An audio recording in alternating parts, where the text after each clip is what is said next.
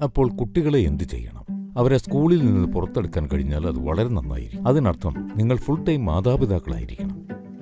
ഇന്ന് അറിവ് എന്നത് ഒരു അധ്യാപകന്റെ പക്കൽ ഒളിച്ചു വെച്ചിരിക്കുകയല്ല, അത് എല്ലായിടത്തും ലഭ്യമാണ്. ഒരു കുട്ടി ഉണ്ടാകുന്നതിന് മുൻപ് നിങ്ങൾ സ്വയം മെച്ചപ്പെടണം. നിങ്ങൾക്കുള്ളിൽ പ്രക്ഷുബ്ധത ഉണ്ടാകരുത്. നിങ്ങളുടെ ജീവിതം സൗമ്യവും വിസ്മയകരവുമാകണം. ഇനി മികച്ചതല്ലെങ്കിൽ കൂടി കുറഞ്ഞത് നിങ്ങളുടെ കുട്ടിയെപ്പോലെയാകണം.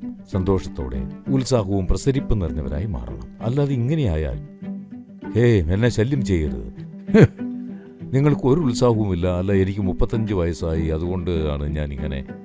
അവന് 18 വയസ്സാകുമ്പോഴേക്കും അവൻ അങ്ങനെയാകും. നിങ്ങൾക്ക് കുട്ടികൾ ഉണ്ടാകുമ്പോൾ നിങ്ങളുടെ മാനസികാവസ്ഥ കുട്ടിയുടെ ജീവിതത്തെ ബാധിക്കരുത്.